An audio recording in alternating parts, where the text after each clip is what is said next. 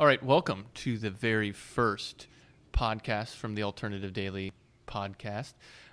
This is Jake Carney. And this is Megan Harris. Yes. I just cut right into you. You cut right into me. I couldn't wait. How's it going? It's going well. We're really excited to be doing this. We're going to be kind of going off the cuff, I guess, today and figuring out from here. We're going to be going off the cuff the entire Most of the time. Through right? episode 1023. We're still going to be not sure what we're doing.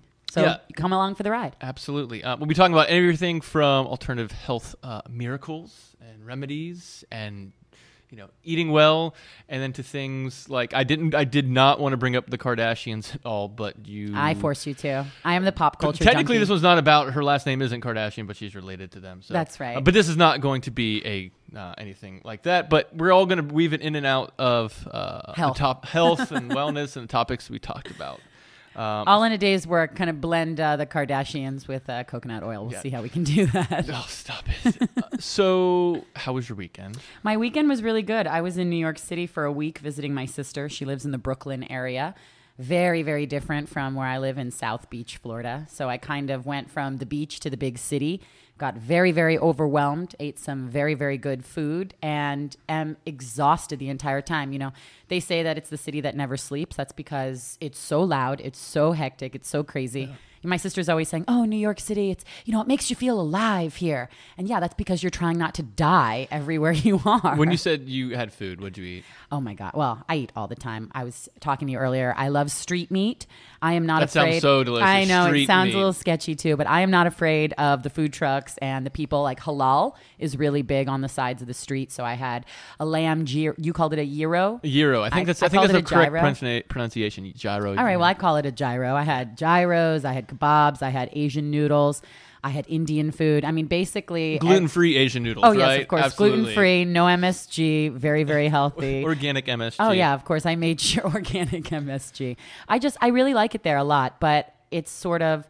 For me, it's a very, very fast-paced life that I think we're just spoiled down here. Well, it's funny you say it's a fast-paced life. You live in South Beach. I know, but it's in the heart of South Beach. It's a different fast-paced life. I live in a place that people come on vacation. So people come and they want to, drink a lot and party and kind of go crazy. And that is fast-paced for the people that visit. But in New York, whether you're visiting or you're a resident, I mean, we take for granted just getting into our cars and driving a couple of miles. Oh. I know. I mean, it makes us sound so fat and lazy, but it's nice to be able to do that. I'm not a big fan of New York City. I don't do it. You freaked out in South Beach too. Yeah, I was driving. Yes, and walking. No, and then walking and then driving. I'm kind of I get nervous about first things, kind of like this first podcast. A little nervous about. But it was the first time of driving into South Beach, and it was. I just wanted to park the car and get out. That's I know you did. And just for everybody listening out there, the directions that I told him were on the highway, stay in the left lane. Don't ever get out of the left lane. Take the left lane literally to the causeway where you stay in the left lane. And then at the very end, make a right. Well, if anybody knows me that's listening to this, they know that I like to stay in the right-hand lane and drive 5 under. That was my first mistake. I don't speed. I drive 5 under. That was my first mistake, was telling you that. So that was your weekend. You went. Well, tell me about your weekend. We actually hung out. We did kind of pizza on the beach on Friday night with our friends. Gluten-free pizza. Actually, I did have gluten-free really? pizza. I did. Really? Everybody else did not, but I had. And you were the only one. People know now that. Don't invite you to a pizza party. No, if they do, they do gluten-free pizza, and I was really appreciative of that. Okay, well that's nice. I did see a little 2-year-old. About to grab the little gluten-free pizza that I had, and I had a little mini panic attack, but he didn't eat it. He just ate sand instead. So yeah, because sand is preferable to gluten-free pizza. I think everybody out there will agree. And we did a lot of swimming with Noah. Oh, yeah. How's she doing with swimming? She's doing really well with swimming. Maybe tell everybody out there who doesn't know who Noah is. Oh, I'm sorry. Not just the ark builder. That's right. Noah is actually my daughter, and she is 2.5. And we actually put her into what was called the ISR classes, which were when she was first. So she was born in July. So we actually put her in those. I think at within a couple months. She was swimming last year, right? She was swimming last year. Yeah. So I would say probably not when she was like an infant, like at 6 weeks. But we had her in there, I think, about 6 months or something like that. And ISR is what? Infant Swim and Rescue. It's extremely important. So, I just picture baby lifeguards.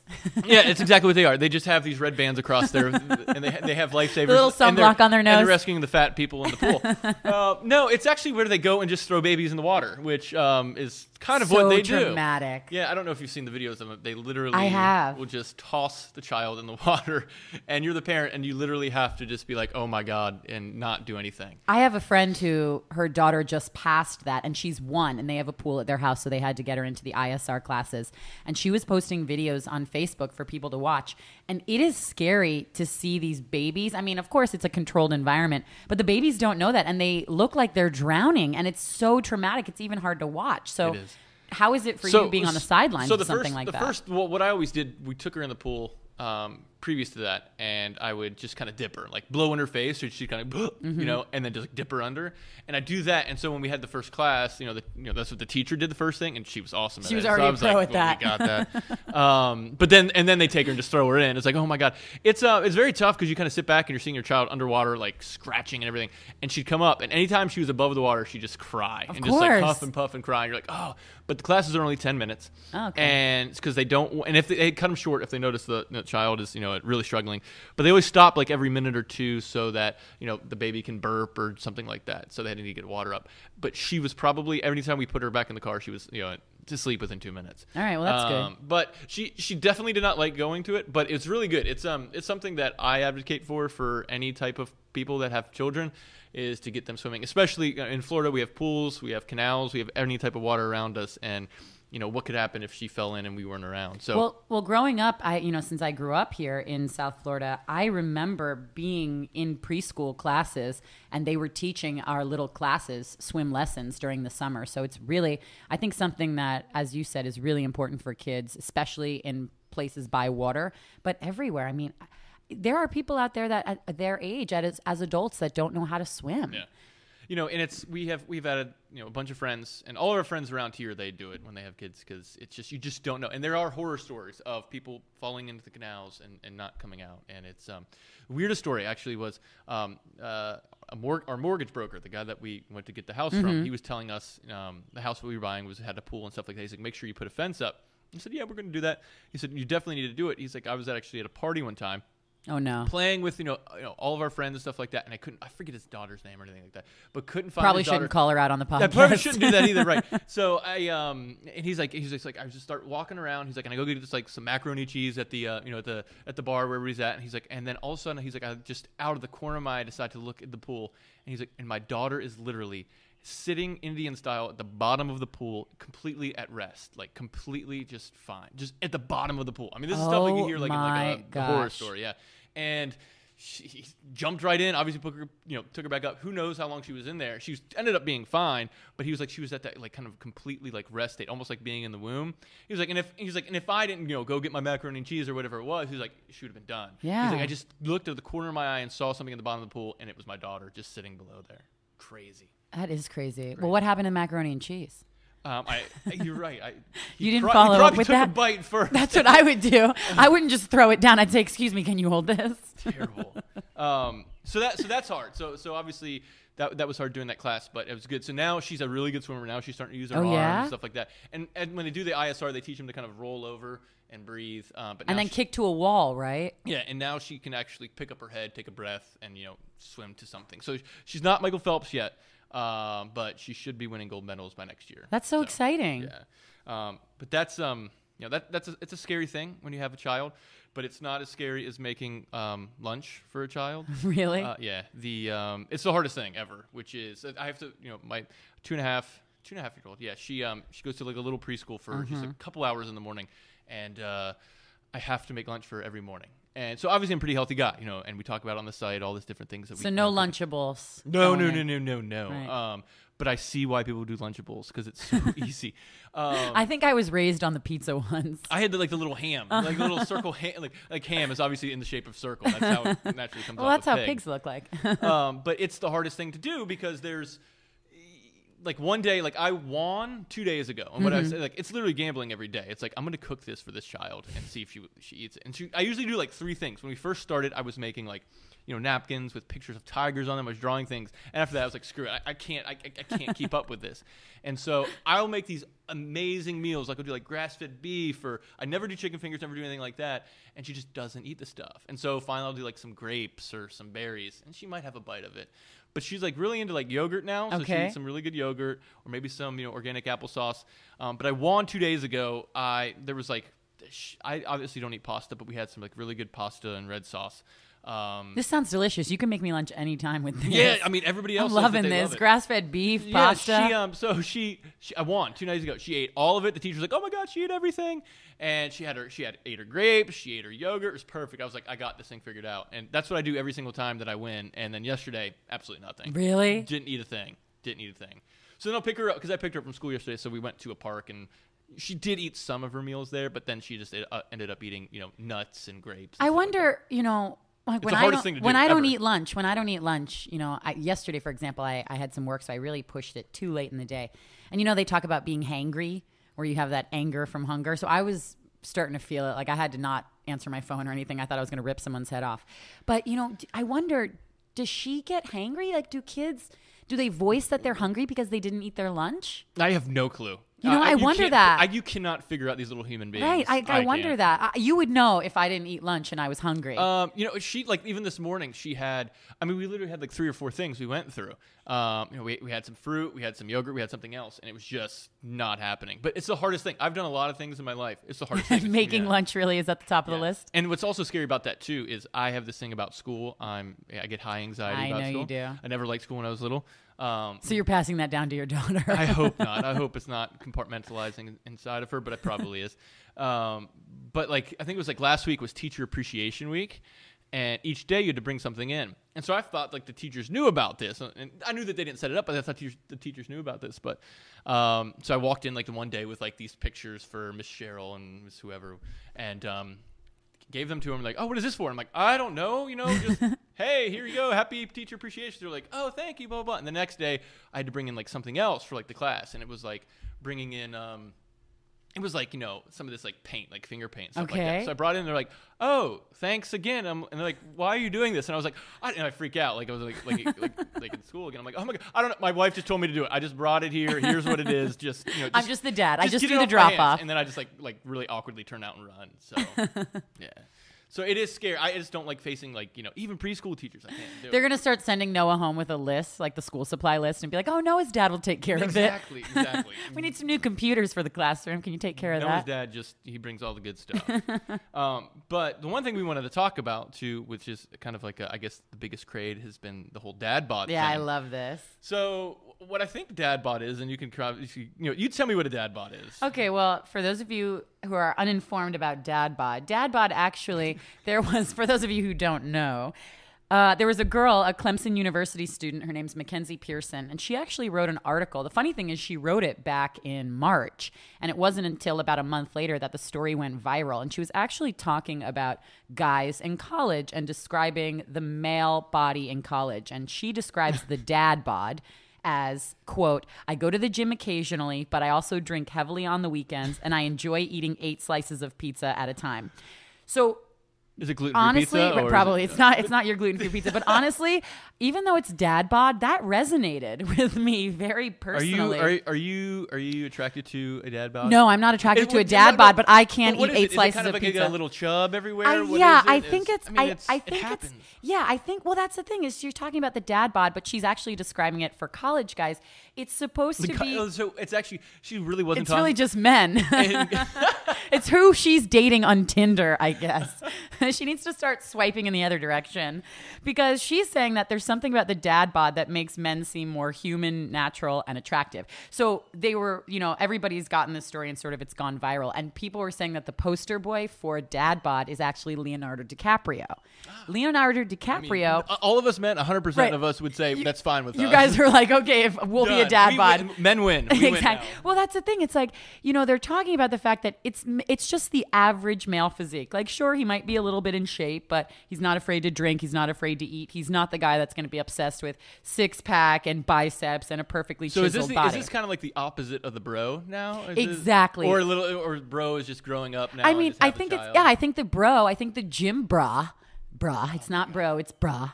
I think the gym bra is now, becoming a dad. And I see it. My boyfriend was really into CrossFit. He still is. He still works out. We both work out 5-6 days a week. But, when he was, before he started working a normal, I say quote, quote, normal job, because you and I don't know what that's like. Yeah. Before he started working a job like that, he was able to, when he was in school, devote an hour and a half, 2 hours a day to working out. Did he really work out for an hour and a half? Hour and a half to 2 hours every day. Oh my God. Right now, if people have to be at work from 9 to 6, that means you have to get up and get to the gym by 7 or go at 7 p.m.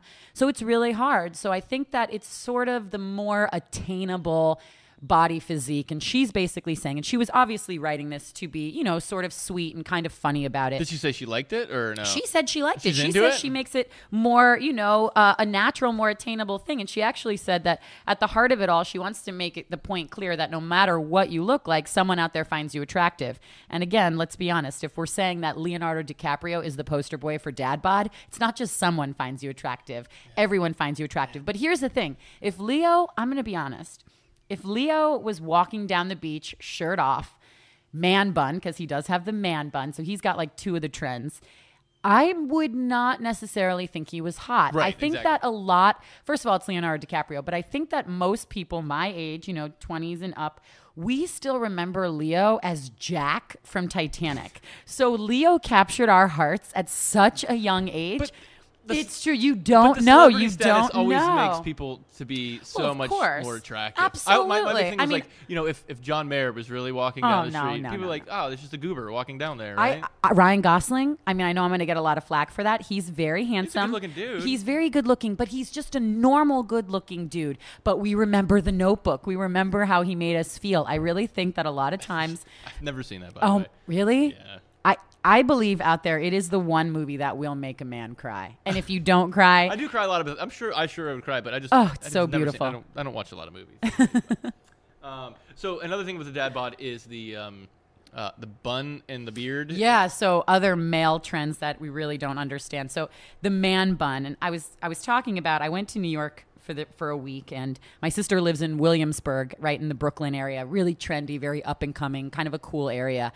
And the man bun, which is guys out there that are growing out their hair. Again, Leo's got this. We see Orlando Bloom, Jared Leto. These trends sort of take off in Hollywood and then kind of go mainstream. So many men have the longish hair. Now, I wonder, is that a sensitive topic for you? I'm bald for everybody listening. If I had long, I did have long hair in college. I never had the I heard bun. you had long hair. It was just kind of like long, shaggy, blonde so now hair, guys, I think, are sort of brushing it back, like slicking it back. It really looks cool. like a top knot, like I'm fine with it. A cross between like the ballerina bun and like a sumo wrestler bun. I'm fine with it. And it's very metro. It's very metro. It is. It's very. I see it. See, I see metrosexual as kind of like slick back hair gel, Wall Street type of thing. Is this like the new metro? See, I think it is the new metro because I think it's guys that are trying to sort of look grungy, look kind of haphazard. Oh, their hair is kind of. We called them posers when I was younger. Back in the day. But, I think it sort of has this cross between, I think it's the new metro. And I think rather than the metrosexual sort of being the perfectly groomed, manicured guy, it's obviously a trend that guys are emulating. And to me, it almost has that the new metro is sort of undone with the long hair. I just think my big thing too is like I have a little bit of scruff, and I usually go about like a week without shaving. If I go 2 weeks, it gets Gina, my wife, hates it because it hurts a woman. It's very uncomfortable to kiss a man with facial hair like that. It's bad for your skin. I always test it like on my arm like that. You start making out with the inside of your elbow. My chin. We're going back to middle school, kissing your inside of your elbow. I get it, but But what my point is that the people who have like beards, oh yeah, and they will trim them like perfectly. That's not the point of having a beard. The point of having a beard is just letting it go. The lumberjack beard. The lumberjack, like obviously the dudes from Duck Dynasty. I'm familiar with them. Controversy aside, politics aside. Those are beards. That's what you're supposed to do with a beard, right? Yeah, so those are sort of trim it up, make perfect like edge ups and line up. It's the new metro. I'm telling you, it's the new metro. I think it's the men out there that are sort of trying to have this sort of scruffy, undone look with all this hair and all this beard, but then they are taking time. It's not like they're growing it out to look dirty. They're growing it out and then taking care of it. I just call it being a poser again. It is kind of a poser. Well, it's funny because the man bun and then the lumberjack beard, it seems like everybody's got it. Maybe not down here in South Florida, but where I was, It was everywhere. Beards and buns were running rampant. See, I would have a bun. Like I would have a bun because it's just practical to put it up. I wouldn't put it up and be like, oh my God, are people looking at me? Do they like that bun? I'm telling you, I was at the gym and a guy, this was in New York, a guy took out his man bun in front of one of the mirrors by the weight rack and shook his hair out. And it was such beautiful hair. I immediately got self-conscious. I was like, no way, this guy has better hair. Then was he taking a selfie and posting it on Instagram Practically. or something? Well, that's more of a South Beach thing maybe than the New York City thing. So it's terrible trends everywhere you look. So do you have what is your most embarrassing story ever? Oh, man, put me on the spot like that. I'm going to put you on the spot. We're just going to segue real quick. You know, I was thinking... Because my thing is I can beat you. But the first thing, yeah, I'm sure you can, because it would take me a few minutes to think about the most embarrassing story. But one time I was really embarrassed. This also, I guess, most embarrassing stories for people. If alcohol is involved, I'm in your club. One time I was at a birthday party at a bowling alley. And we were all having a lot of drinks. I do love stuff like that. It's nice to, it's sort of a way to maybe make you feel better about the drinking. I would never guess that you would put your feet into bowling shoes. Oh, yeah. Well, I try not to. I see how long I can get away with just having my own shoes on. But I do like to bowl. I really more just like the beer and the camaraderie, but I do like to bowl. And I was with a group of people. We were all bowling, having a good time. I guess I had too many drinks, which of course should start most of my stories. And I went up to bowl and I threw the ball down the lane and totally had a gutter ball, awful. I turn around, I'm like, oh no, whatever. And a guy comes up to me and goes, you just bowled in our lane. We're in the middle of a tournament. Oh my God. And I felt so embarrassed and so I didn't even know what to do. I mean, he's looking at me. I felt like an idiot. So that was really embarrassing. I basically just hid with all the beer for the rest of the night and tried not to bowl. Well, that's your most embarrassing story. You're doing pretty well. Yeah, I guess. Mine is, it kind of goes along with that whole, like you wake up, like you're in a dream and you're like in your like you're naked in school. You're naked, yeah.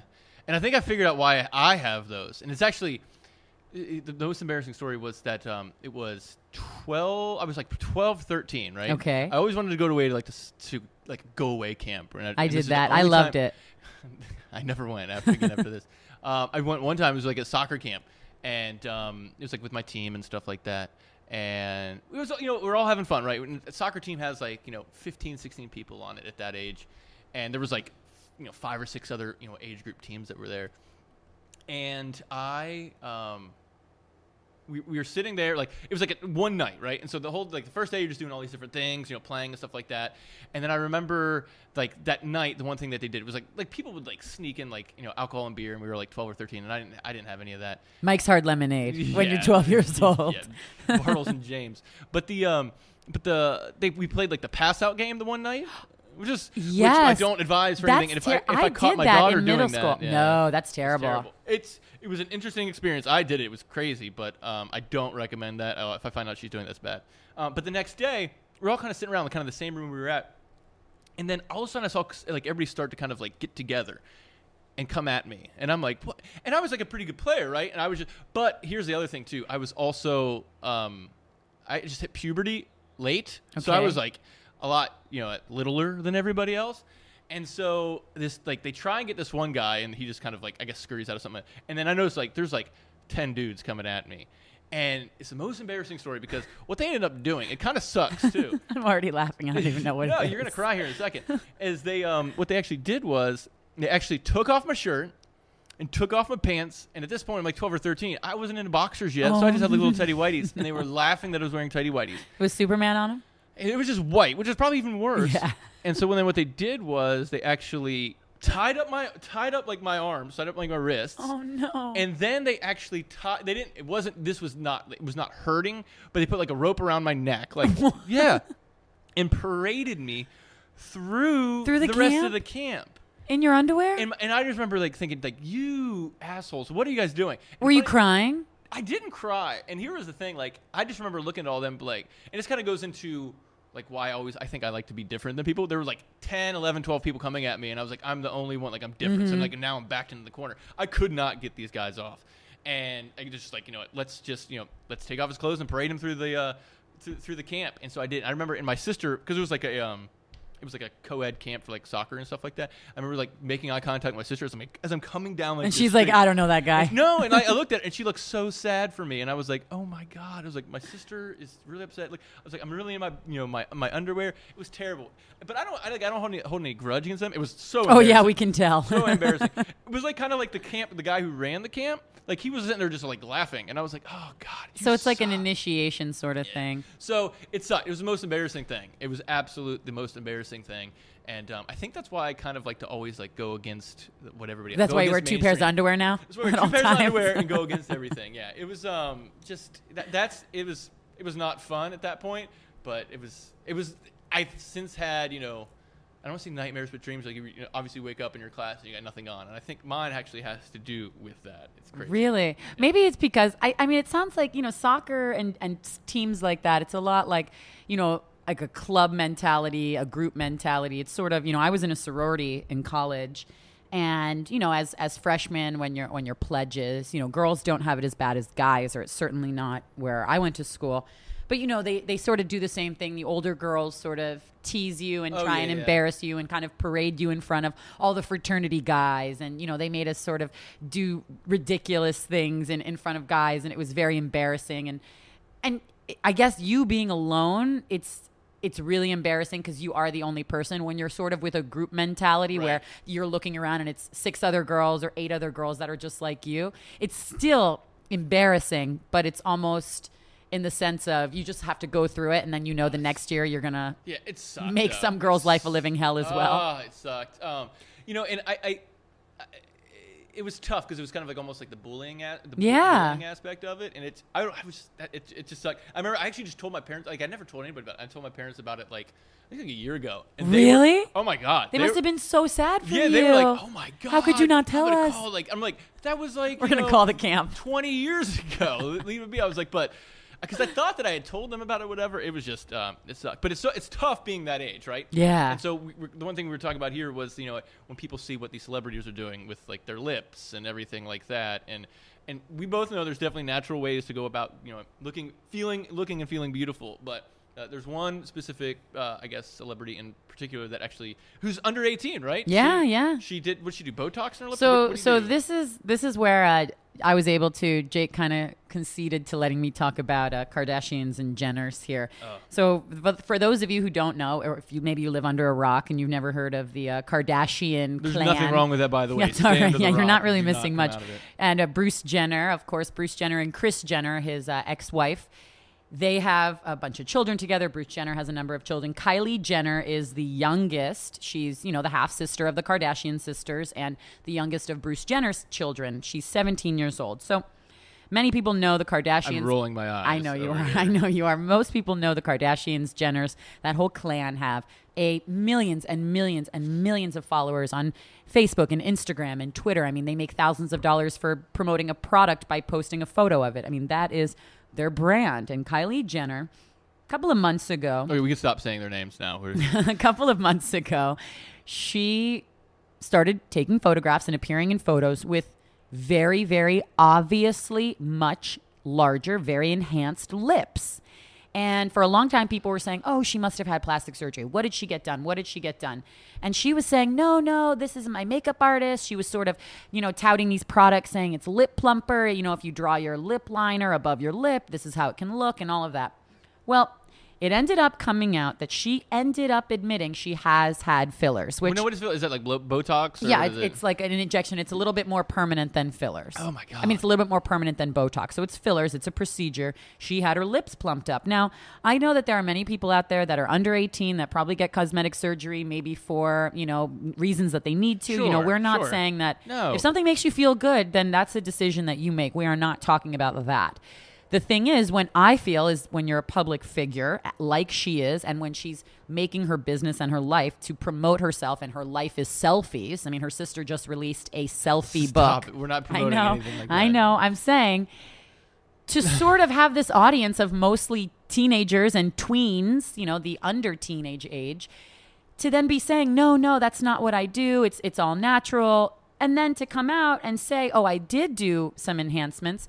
What a lot of girls were doing was the Kylie Jenner lip challenge. And she ended up seeing about this online and was, writing things saying, do not do this, do not do this. But it was very dangerous. And basically what teenagers or what fans were doing, this is so silly, kids today, they were actually putting their mouths into the openings of bottles or cups or glasses. I know you're going to have a daughter that's going to grow up one day to this. I laugh because I know what they were doing. They're putting in there, they're sucking it in and there. And they were sucking really, really hard so their lips would get swollen. So, and then they were posting photos of it online, and a lot of kids were having to go to the hospital. Their lips were bleeding. Their lips were getting swollen and bruised and just kind of crazy. Well, the main reason I laugh, too, is because how do kids think of this stuff? Well, think about it. Think about it. Like when I was little, and there was you had what's called like your shop vac, right? Okay. Yes, it's like, oh, it's cool. It sticks to my cheek. It sticks to my belly. It sticks to my leg. Let me put my, and now it's on like your lips, right?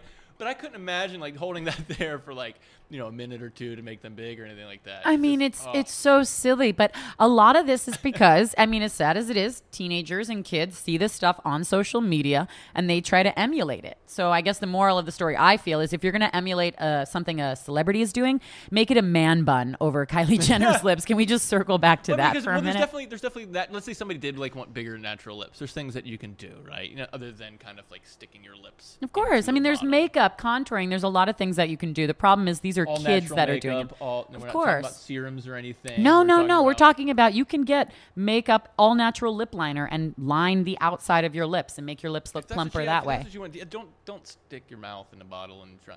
No. Like I saw the pictures, like the one girl's like bleeding. And posting it on photos. And that's the other thing is these kids are like posting it on Facebook and Instagram and showing the world. But she did, in her defense, I know you don't like that. I see the look you're giving me for saying in her defense of a Jenner Kardashian. She did go on Twitter and say that she does not endorse that. She does not want people to do that, that this was a personal decision that she wanted to make.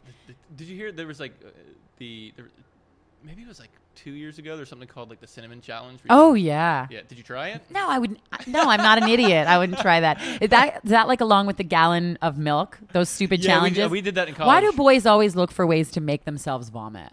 Because it's if it's in a safe and fun setting, it's fun. Because my boyfriend has done the milk thing, and that did to he me, make it? no, of course not. Did you make it? No, I didn't do it. I was. We had somebody do it with strawberry milk. Actually, he wanted to do it with strawberry milk because he thought he could. So can you explain for people who don't know what the milk challenge is? You could drink like a whole gallon of milk within like what? I think it's actually just. In like 30 minutes, or I think it might actually be an hour or something like that. It's that long? Oh, I thought it was like 5-10 minutes. No. I don't know, but it's like you must get really sick. Yeah, it all comes right back up, and we don't want people doing that. Don't send us pictures of you throwing. No, I mean I've eaten a gallon of ice cream before, but I did not feel well after that. So what's the cinnamon challenge then? I mean, I know what it is. I think it's like you take like a spoonful of cinnamon and see if you can swallow the whole thing. Swallow the whole thing. Well, you can't, right? You can't. But here's the thing: is don't try it because actually, what actually happens is it gets in your esophagus and actually start burning. Burning? Because there's just so much, and you can't. It just dries out. It's just not good. But every once in a while, kids will find out the stupidest things to do challenges. I mean, we were doing the fainting thing when we were in middle school. But I mean, that's looking back on it. That was probably way better than being paraded through in your underwear, but still. But no, it's. I look back on it, I'm like, I was so dumb. Like, one of us like passed out and we couldn't get each other up. I mean, that's it. Yeah, of course. Crazy. But there's definitely like natural ways to do it, like you said, with your lips and stuff like that. So actually, Noah's kind of been battling a little bit of eczema. Not so much crazy like on her face and stuff like that, but like a lot on her feet. And tried a bunch of things. We tried changing up her diet and stuff like that, and nothing really kind of helped. But we would try coconut oil every once in a while, and just putting it all over her feet. Yeah, and we try for like a night or two, whatever, and then it wouldn't get better.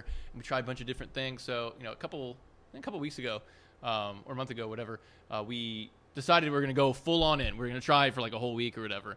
And what does full on in mean? Putting it on her feet every day? We're not going to give up on this thing. Okay. We're going to do it before school. We're going to do it at night and everything.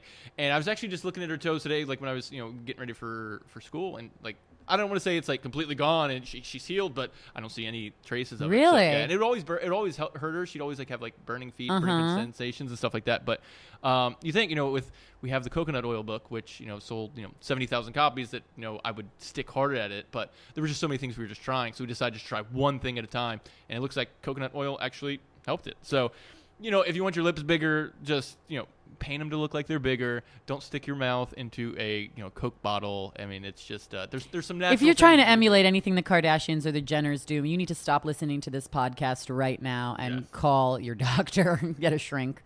I love coconut oil, though. Honestly, I use it for everything. A couple of my favorite things to use it for, which I did actually learn from your coconut oil book. I use it in my hair as a hair conditioner a lot. I'll put it in my hair maybe once a week for like 3-4 hours and then rinse it out. I use it to remove my makeup every single time I wear makeup because I have contacts. I use it to remove my eye makeup, and it's amazing. I put it on my lips. You can use it as a moisturizer. It's amazing that it really is something that you can keep in the kitchen and in the bathroom and in the bedroom. I mean, you can really keep it anywhere. We actually, the funny thing is we did a contest on our Facebook. It was like a month ago, and some people, we asked them what they wanted to use coconut oil for and stuff like that, and send us the most unique way that you use your coconut oil.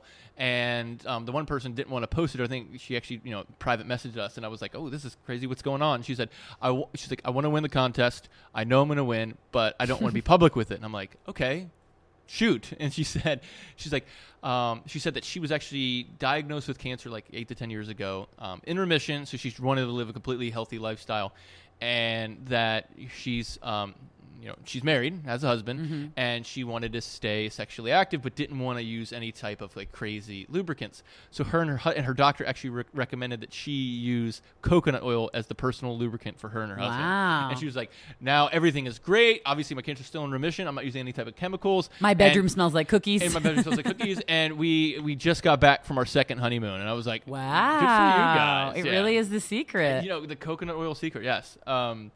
So, that's awesome. I use it a lot. Did she win?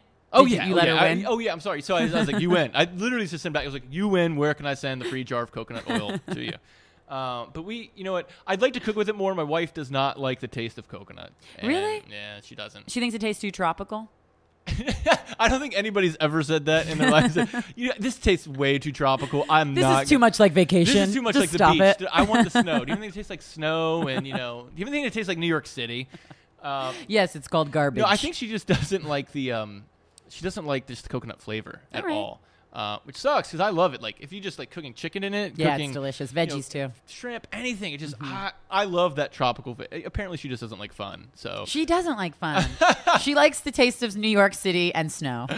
No, but we do use it a lot around the house, and obviously doing some oil pulling as well with it. Are you really oil pulling? Yeah, it's tough to keep up with every single day. I just feel I've tried it before, but it's really hard to keep swishing it around in my mouth for that long. You have to do, How much do you have to put in your mouth? It's like a spoonful. I feel like I lose it so quickly. Maybe I'm swallowing. I think I'm like swallowing it. Well, we actually get this question all the time. Is like, because we say that you should obviously spit it out, and people are like, oh my God, why are you spitting it out? Don't waste that goodness and stuff. Ugh. But the whole point is to have it draw out the pathogens and the toxins out of your teeth and all the bacteria. You don't want to swallow it and just go into your stomach. So I think we can all deal with maybe like losing a scoop each morning, and if you really want it again, have a scoop afterwards. But no, it's good, and we use it a ton around the house. And actually, the main way that I actually use it is for moisturizer. So being a bald guy, when I shave my head and stuff like that, and then even after like being in the sun or like in the pool and stuff like that, or putting it on before you go in the pool.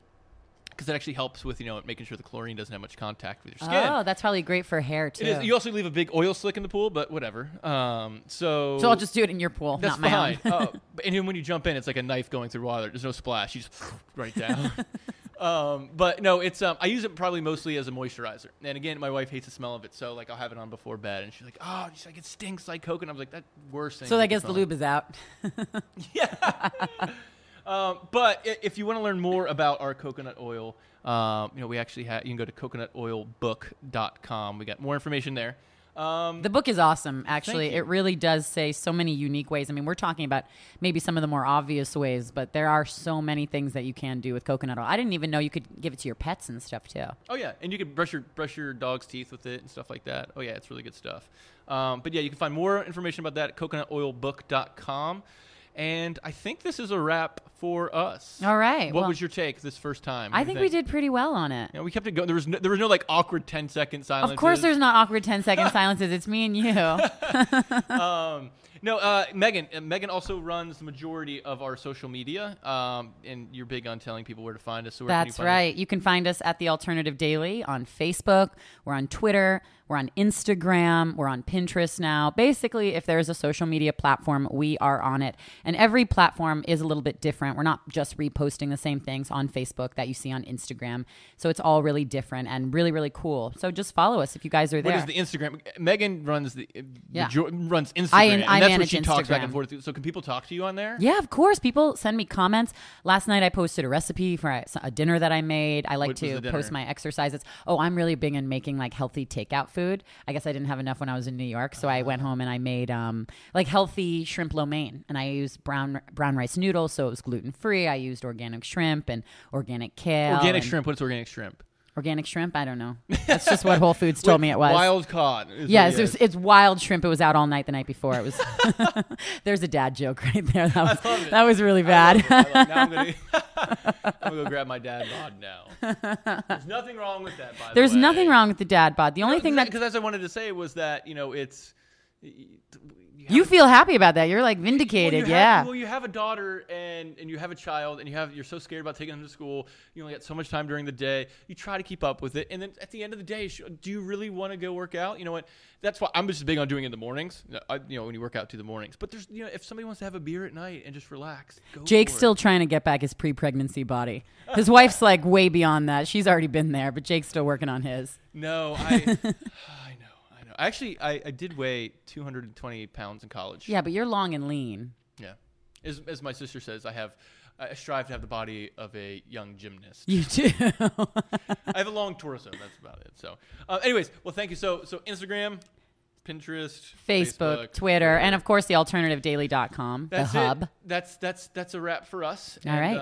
We'll look forward to doing this next week. Absolutely. Thank you, Megan. Thanks, Jake. All right. Bye, guys. Bye.